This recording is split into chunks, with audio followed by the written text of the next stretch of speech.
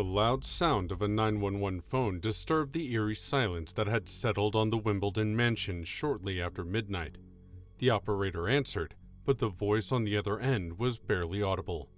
A woman trembling, her voice cracking under the weight of terror. "She's dead." Those two words would start a scandal that would swallow the entire town, revealing a story of forbidden desire, betrayal, and a web of deep secrets. Who had died? How could such a horrible thing happen behind the lavish gates of one of the country's richest families? Background on people. The Wimbledon Mansion was the epitome of luxury, a large estate hidden from prying eyes.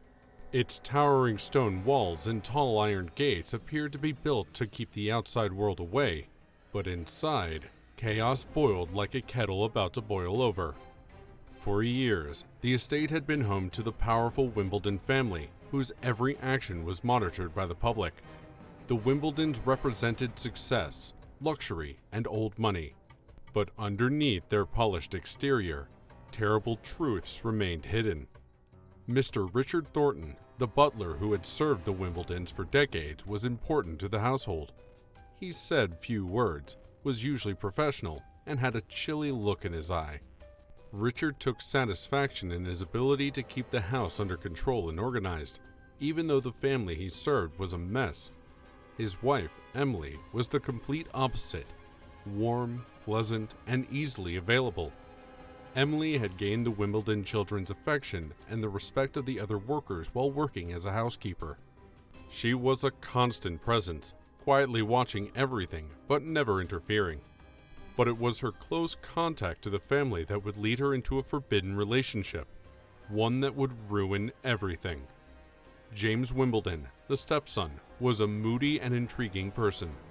He had joined the family following his mother's second marriage to Arthur Wimbledon, an influential businessman.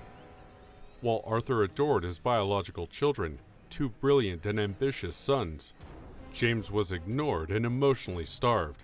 His stepmother, Claire, attempted to incorporate him into the family, but there was always an unseen barrier between James and the rest of the household.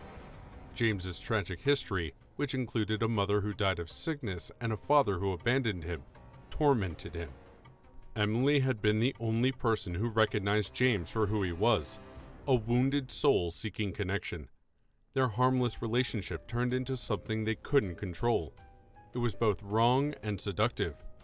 Emily's calm compassion provided relief for James, and she, in turn, was captivated by his sensitivity.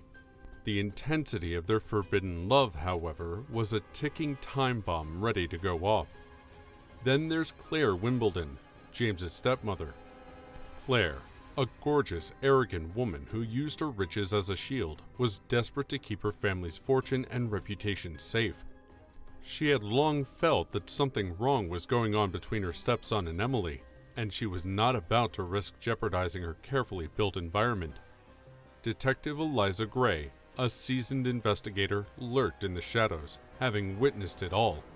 Wealthy families ripped apart by greed, love romances that ended in violence, and power conflicts that consumed everyone involved. Detective Gray, with her quick instincts and no-nonsense style, was determined to find the truth hidden beneath the mansion's walls, no matter how deep. The crime. The day the Wimbledons' life changed forever began like any other. The sun rose over the estate, putting a warm glow over the beautiful gardens and the mansion's spotless white pillars. Inside, the domestic staff worked to prepare for the family's annual summer feast, a huge affair that would bring dozens of prominent guests to the estate for an evening of grand feast. Emily had been up since sunrise, managing the kitchen crew and arranging the table arrangements. She was efficient and quiet, but her thoughts were elsewhere. James had approached her in the yard the night before, in the dark. He'd been insistent, almost frantic. He begged her to run away with him, to abandon her life of slavery and escape the oppressive house. Emily had refused, despite her mixed emotions. She couldn't leave her husband Richard, who had given her security, and she couldn't abandon the only life she had ever known.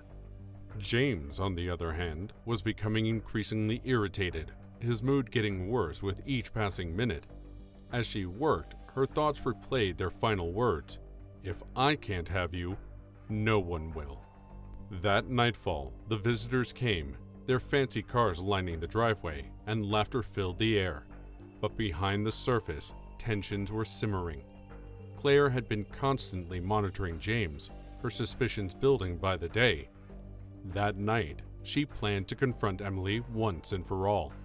The family assembled in the great dining hall, and the atmosphere was stressful.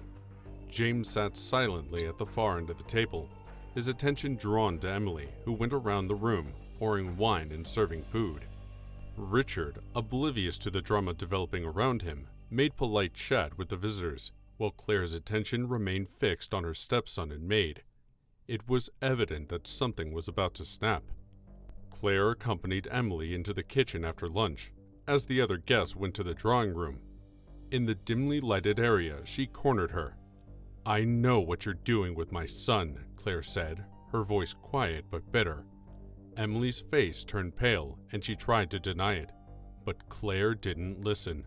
She had brought proof, a series of pictures taken by a private investigator that showed Emily and James in compromising positions. The affair was more than just a rumor.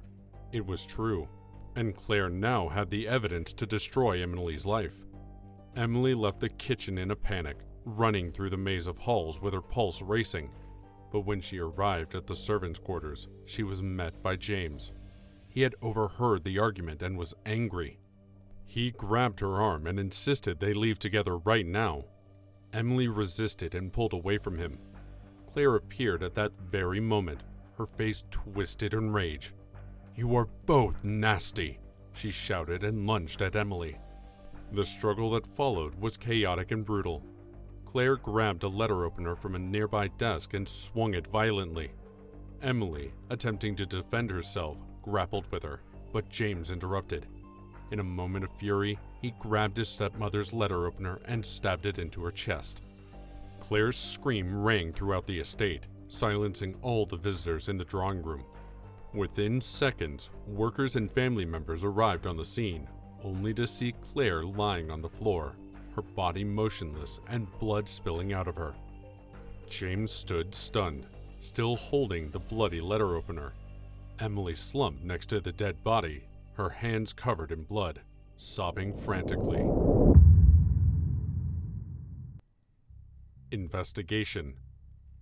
When Detective Eliza Gray arrived at the estate that night, the situation was chaotic. Police rushed the estate, interrogating guests and workers, while the forensics team painstakingly collected evidence. The once pristine corridors of Wimbledon Mansion had become a crime scene, with yellow tape separating areas and blood-stained carpet serving as mute witnesses to the night's misery. Detective Gray had previously handled high-profile crimes, but something about this one felt different. There was an odd silence in the air, as if the mansion itself held secrets. As she began her inquiry, the circumstances of the crime were straightforward. James had been caught red-handed, very literally. He held the bloody letter opener, and other witnesses heard the fight and saw him standing over Claire's body.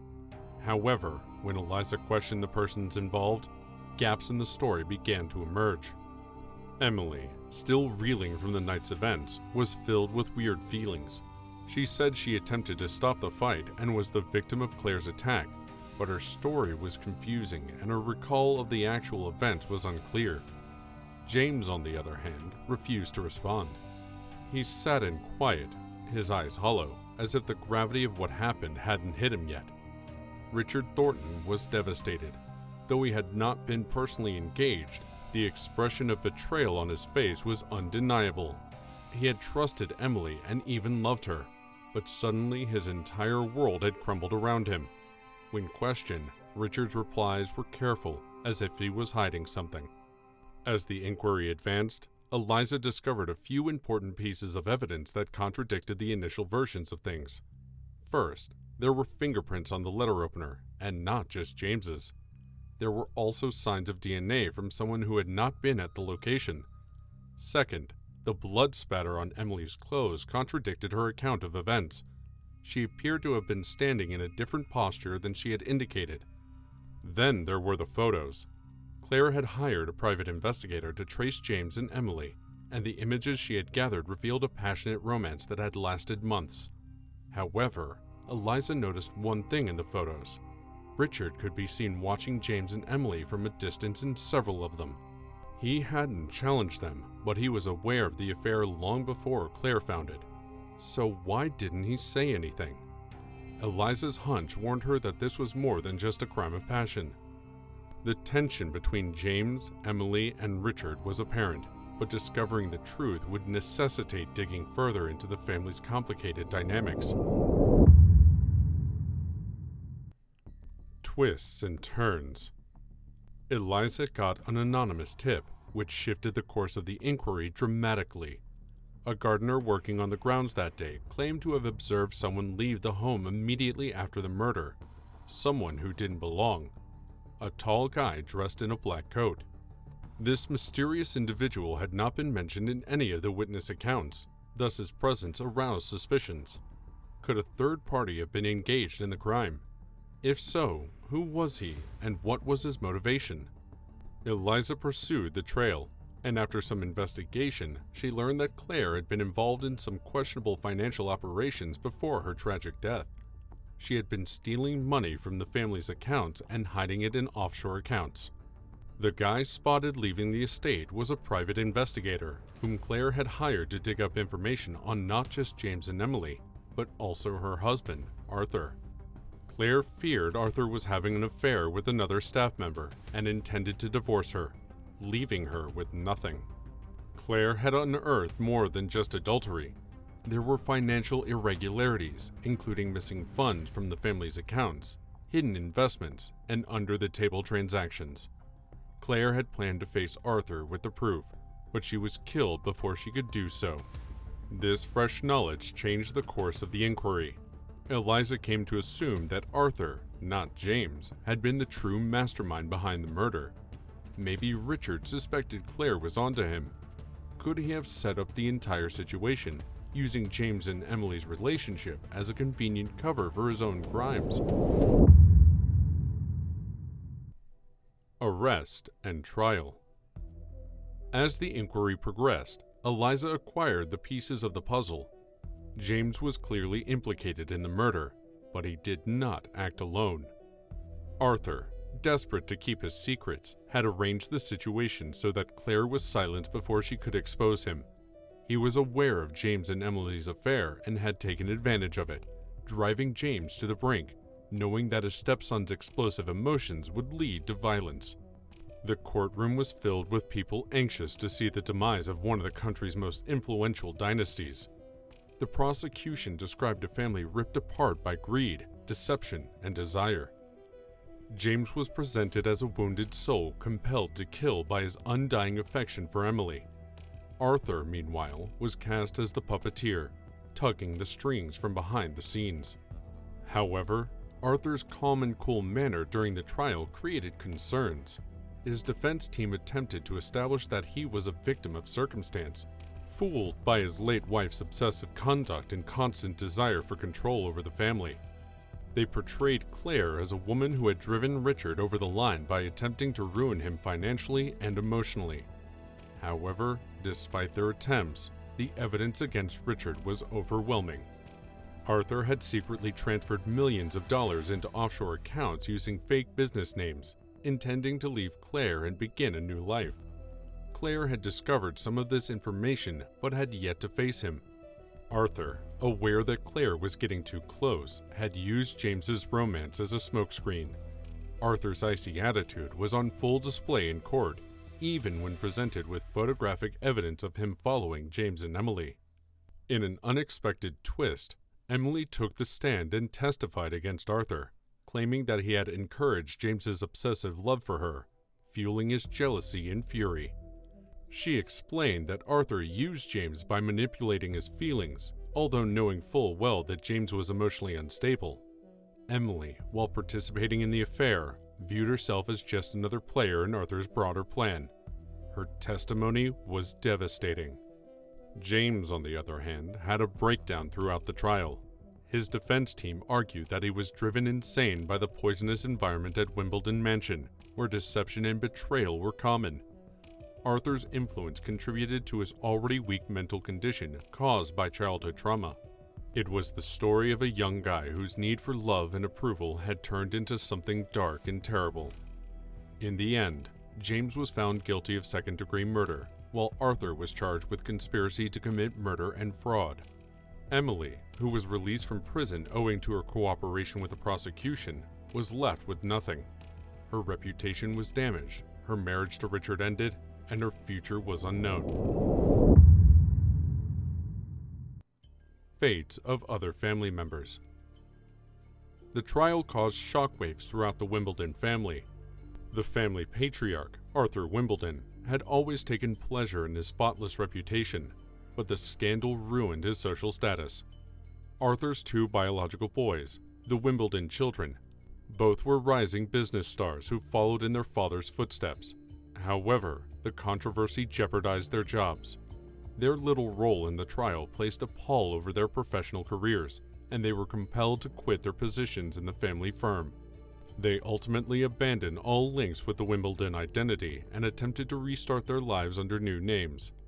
James, overwhelmed with sadness and regret, would spend the remainder of his life in prison. His once promising future was reduced to the confines of a jail cell, where he would have plenty of time to think on the decisions that had brought him to this dark place. His connection with his father, Arthur, was irreversibly damaged. They never talked again. Emily, the lady at the center of it all, faded into darkness. After the trial, she fled town, leaving behind the wreckage of her life. She was last spotted living in a tiny town under a new identity, attempting to flee the controversy that had permanently tarnished her. But wherever she went, the shadow of the Wimbledon Mansion followed her. Aftermath. The Wimbledon family, once a symbol of riches and power, is now in ruins. The home, which had once served as a symbol of their riches, was now a site of sorrow, its hallways eternally haunted by the event of that terrible night. Richard, robbed of his riches and dignity, was left to rot in prison, constantly reminded of the empire he had wrecked through greed. The man who had held authority over the entire home was now weak behind bars. The town, once in awe of the Wimbledons, had turned its back on them. The controversy had exposed the family's dark underbelly, exposing that despite their money and position, they were just as flawed and damaged as everyone else. The estate, once the site of lavish parties and exquisite gatherings, became a symbol of scandal and disaster, and was finally abandoned, its beauty fading with time. Detective Eliza Gray went away from the case with the pleasure of discovering the truth, but it left a bad taste in her mouth. It served as a reminder that justice may be delayed at times, and that no one is immune to the repercussions of their actions, even in a society of money and luxury. Conclusion/personal comments. Finally, Wimbledon Mansion is about more than simply forbidden love and murder. It is a cautionary story about the consequences of lying, the falsehoods individuals say to protect themselves, and how the search of power may ruin everything in its way. No one in that home was innocent, and no one could avoid the effects of their decisions. The web of secrets they had created eventually caught them all, leaving only ghosts of what may have been. And just when you think that the world can't get any darker, another scandal shakes society to its core. A heated romance between a stepmother and her daughter that resulted in a terrible murder. The secrets, even darker, and the betrayal, even deadlier. Don't miss Stepmom's secret affair with daughter ends in brutal murder. You won't believe how everything unfolds.